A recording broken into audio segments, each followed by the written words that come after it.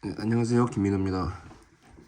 이번에는 얼마 전에 있었던 올해 3월 첫 이제 교육청 모의고사를 좀 리뷰해 볼까 합니다. 근데 지금 현재 수능 특강 문학 독서로 올리는 컨셉의 순서를 적용시켜서 리뷰해 보는 걸 목적으로 하겠습니다. 자, 우선 1~3번 때인데 독서에 관한 소위 교과서적인 내용이 전달되는 텍스트예요. 어쨌든 단락 구별되어 있으니까 이제 독서의 컨셉으로 설명하겠습니다. 자, 첫 단락에서 학습 독서 메모하기 이렇게 반복이 되면서 이 내용이 다음 단락에서 학습 독서 메모하기 이렇게 연결되네요. 자, 그럼 1, 2단락의 연결점은 중심화제 메인 토픽이라고 했던 거를 기억해줘요. 반드시 되뇌이면서 기억하려고 해야죠. 학습 독서 메모하기. 그리고 추가되는 정보가 구체적인 방법. 이게 이제 두 번째 단락의 토픽이 되겠죠. 개괄, 핵심, 요약, 기호, 약어 사용 하면서 밑에 쪽에 학습 독서 메모하기 다시 메인 토픽으로 환기하면서 그 뒤에 학습 독서 이렇게 시작하는데 이럴 때 얘기했었죠. 그냥 막연하게 학습 독서 이렇게 읽지 말고 이전 단락의 토픽을 계속 추가시키면서 축적시키면서 쌓아가면서 읽어라. 구체적인 방법에 개괄 핵심 등이 있는 학습 독서 최소한 이렇게 읽든지 가장 좋으면은 개괄 핵심 기호 약어의 학습 독서 이렇게 읽으면 더 좋겠죠. 자, 그리고 이제 설명적 텍스트라는 말을 하면서 도해 조직자라고 하는 세 번째 단락의 토픽이 추가되고 여기에 대해서 예를 들어 반복 변화가 설명돼요. 뭐 비교 대조 시간 순서. 뭐 나중에 내가 제시하는 얘기들이 계속 진행되면 느낄 것 같은데 이거는 뭐 거의 제가 독서의 컨셉으로 제시하는 내용과 별반 차이가 없어 보여요. 네, 나중에 느끼시게 될 수 있기를 바랍니다. 요 구역은 좀 냄새를 나고 좀 더 스탠바이를 해야 될 것으로 보입니다. 자, 그 다음 4, 9번 때인데 자, 여기서는 흐름의 케이스에 주의하라라고 하는 거를 어필하고 싶어요. 자, 흐름의 케이스는 세 가지가 있다고 얘기했죠. 자, 토픽은 연결된다. 케이스 1. 케이스 2. 더 중요한 건 흐름에 의해서 결정된다. 케이스 3. 모두 제시하고 차례대로 묶이는 구역이 있다. 앞부분에서 모두 제시한 것을 차례대로 얘기하거나 차례대로 얘기하면서 나중에 묶어주는 구역이 있거나 이게 흐름의 케이스 1, 2, 3의 특징이다. 말하셨죠. 원래는 이게 6개로 제가 나눴었는데 너무 이제 복잡해 보여서 3개로 결합시켰어요. 자, 첫 단락에서 체포, 구속, 강제 처분 이렇게 시작하는데 밑에 두 번째 단락에서 강제 처분 보이죠? 그럼 강제 처분, 체포, 구속 이거겠지? 그리고 첫 단락의 마지막 줄에 영장주의라고 나오는데 그게 그 다음 단락에서 시작돼요. 자, 그러면 강제 처분에서 영장주의가 이제 중심화제 메인 토픽이 되는 거겠죠. 근데 이제 여기서 예상하라는 거죠. 강제 처분에 두 가지가 있네. 그럼 이게 혹시 차례대로 나오지 않을까? 했더니 세 번째 단락에서 영장주의 이전 단락의 토픽이었을 거고 사안에 항상 적용되는 건 아니다. 체포의 경우. 냄새 나죠? 항상 적용되는 거 아니다. 체포. 항상 적용되는 거 아닌 체포. 자, 그리고 긴급 체포, 현행범 체포의 체포, 구속은 맞죠? 케이스상. 이제 두 번째 체포나 구속, 두 번째 구속. 예외 없이 영장주의가 적용. 그럼 이제 여기 차이점 생기죠? 보이죠? 그래서 영장 실질 검사. 요게 이제 네 번째 단락의 토픽이 되겠네요. 요 구역은 이제 전체 큰 틀이니까 지금 이 흐름은 숲을 보는 거라고 얘기했잖아요. 자, 근데 나로 또 시작하는데 나 이런 거는 이렇게 설명해요. 우선 자, 체포, 구속, 강제 처분 이렇게 나오잖아. 그러면 가나로 구별돼 있어도 가나를 결합시켰을 때 가 전체를 하나의 단락으로 보고 나를 두 번째 단락으로 보면 이 부분이 가나에 결합시켰을 때 메인 토픽 중심화제가 되는 거죠. 체포, 구속의 강제 처분에 대한 얘기를 이제 위에서는 특히 미투신 기억, 영장 실질 검사에 대한 얘기를 했다면 이제 나에서는 적부 심사에 대한 얘기를 하는 거죠. 오케이? 그 나에서 두 번째 단락 보니까 적부심사 맞지? 1, 2단락 연결점 메인 토픽. 나 텍스트로 제한시키면 적부심사가 메인 토픽이 되는 거죠. 그리고 청구권자에 대한 얘기를 하네요.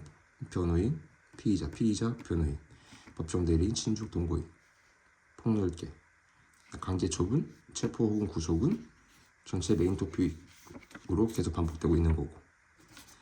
자, 그러다가 오른편으로 넘어왔을 때 니은 밑줄친 부분 문제로 구속 적부심사가 있는데 난 이 부분을 이렇게 보고 싶어요. 자, 흐름의 케이스 2는 더 중요한 건 흐름이 결정하는 거죠. 전체적으로 체포 구속에 대한 강제 처분 얘기를 하고 있었고 가에서는 영장 실질 검사라고 얘기해요.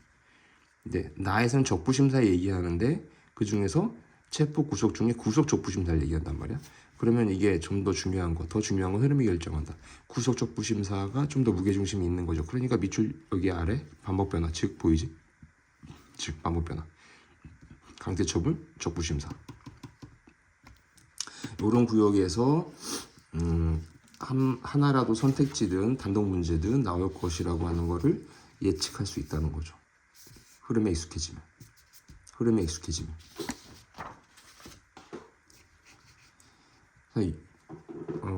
이번 현재까지의 예상 등급 컷을 보니까 뭐 결코 쉽다고 말할 수는 없을 것 같아요. 그리고 이걸 좀 이제 보다 보니까 이 텍스트 10번, 13번의 도파민 텍스트 과학기술이 좀 더 불편하지 않았을까라는 생각이 들더라고요. 근데 우선 이제 과학기술 텍스트의 특징은 나중에 제시하겠습니다.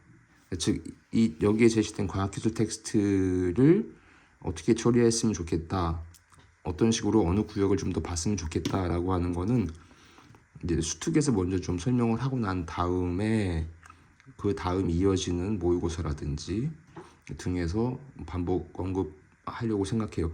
지금은 현재 제시된 흐름과 반복 변화의 컨셉에 따라서 이 과학기술 텍스트도 보려고 해요.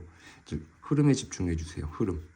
토픽은 연결된다는 흐름에 집중해 주시고, 자, 그 다음에 우리가 이전 수특에서 봤었을 때 반복되는 거 중요하다.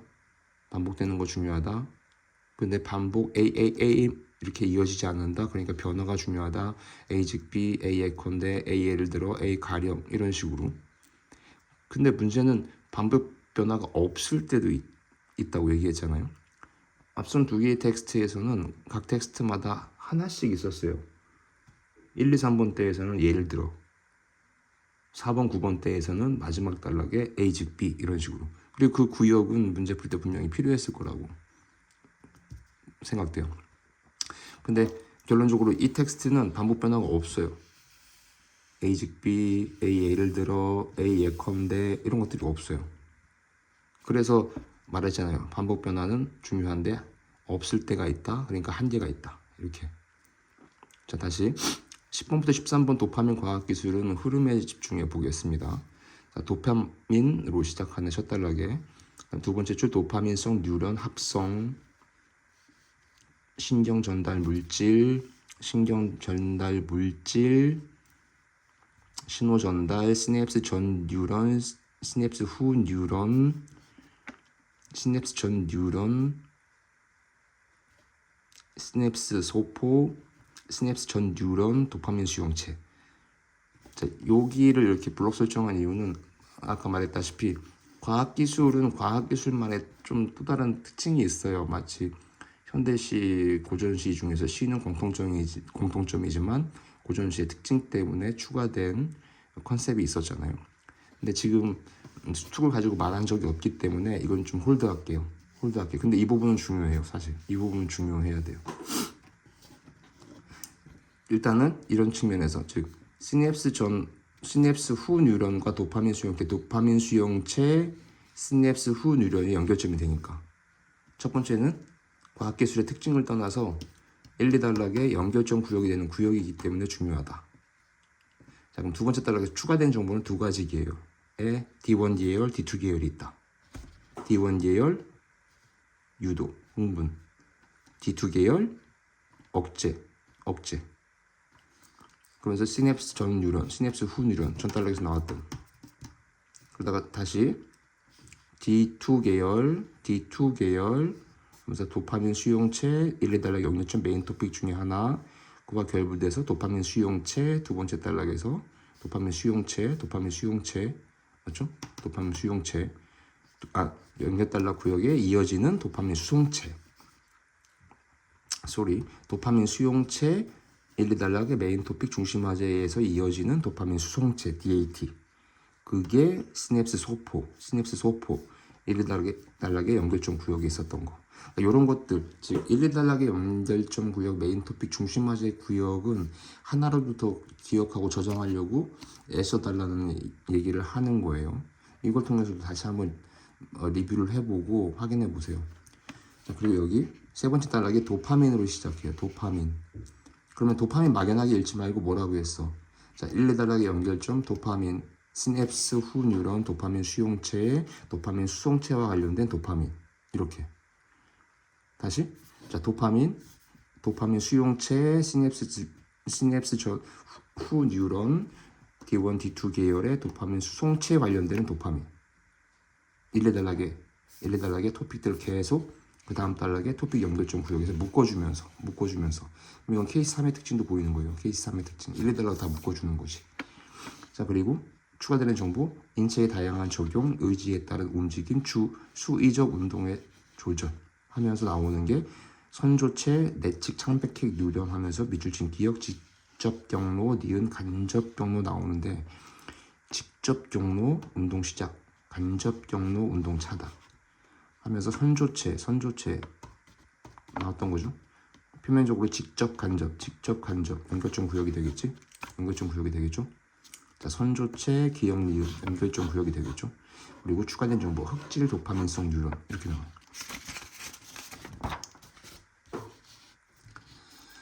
자, 여기가 만만하게 볼 구역이 나는 아니라고 보여요. 자, 일단 경로 문제 나왔지. 직접 간접 경로. 그 다음에 수위적 운동 조절 문제 나왔었지. 그게 또 세 번째 단락 토픽이었죠. 그 다음에 직접 간접 경로 이렇게 나왔지. 자, 그러면 얘는 이렇게만 보면은 세 번째, 네 번째 단락에서 토픽 연결점 구역이 되는 거야. 자, 그럼 D1, D2 계열 수용체 문제가 또 나왔어요. 이건 두 번째 단락이에요. 그러면 두 번째 단락, 세 번째 단락을 묶어주는 구역이 마지막 단락이에요. 짤막하지만 그래서 요 블록을 무시할 수 없다고 나는 보여요. 야, 그러면 케이스 3이지. 묶어주는 구역. 그러면 케이스 3. 묶이는 구역이 있다. 자, 그리고 직접 경로, 간접 경로 하면서 운동이 시작된다, 운동이 차단된다라는 쪽으로만 갔었으면 내측 창백핵 뉴런이라고 하는 걸 가지고 단순하게 기억, 니은 사이에서의 차이라고 생각될 수 있을 텐데 여기 단락에서 마지막에 운동 시작, 운동 촉진 이렇게 얘기해요. 이게 바로 흐름의 케이스 2의 특징이죠. 그러면 직접 경로가 운동 시작이고 간접 경로가 운동 차단이에요. 그럼 무게중심은 운동의 시작, 운동의 촉진, 운동의 시작, 운동의 촉진. 흐름에 집중해라. 흐름의 케이스를 익숙해져라. 흐름의 케이스 2의 특징은 더 중요한 건 흐름이 결정한다다. 그럼 여기서 흐름의 케이스 2의 특징인 거지. 즉 직접 경로 쪽에 무게중심이 있는 텍스트였던 거예요. 그럼 오른편 문제 예컨대 12번 문제 이 텍스트 같은 경우는 12번, 13번 쪽이 좀 까다로웠을 것으로 보이는데 13번 쪽은 나중에 과학기술에서 어필해야 될 특징과 관련된 거고 특히 또 12번 같은 경우는 역시 흐름에 따라서 텍스트 전체를 보라라고 하는 거에 접점이 크다라고 나는 생각됩니다. 이 컨셉에 맞춰서 만약에 12번 틀린 사람이 있다면 다시 봐보세요. 왜 15번의 답이 이렇게 설정되는지, 그다음에 왜 문제가 12번처럼 나올 수밖에 없는지, 왜 기억 니은의 부분 문제로 설정이 돼 있는지 전체를 보라는 거죠. 자, 네, 14번, 17번 독서 마지막인데, 자, 첫 단락에서 호네트를 시작해요. 결론적으로 말하면 이 텍스트 반복 변화가 없어요. 그래서 내가 말하잖아. 반복 변화 중요한데 한계다. 없을 때가 있기 때문에. 그래서 흐름이 필요한 이유다. 자, 첫 단락 호네트. 개인, 행복, 사회적 관계, 인정, 목적격 나, 주격 나, 뭐 문법적인 얘기가 나오는데 여기서 문법을 떠올릴 필요는 전혀 없죠.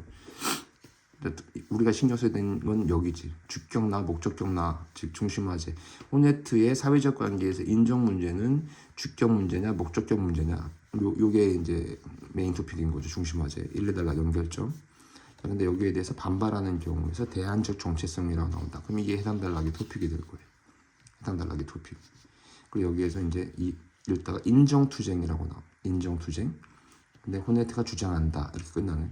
그럼 1, 2단락은 호네트의 주장이 일 거예요.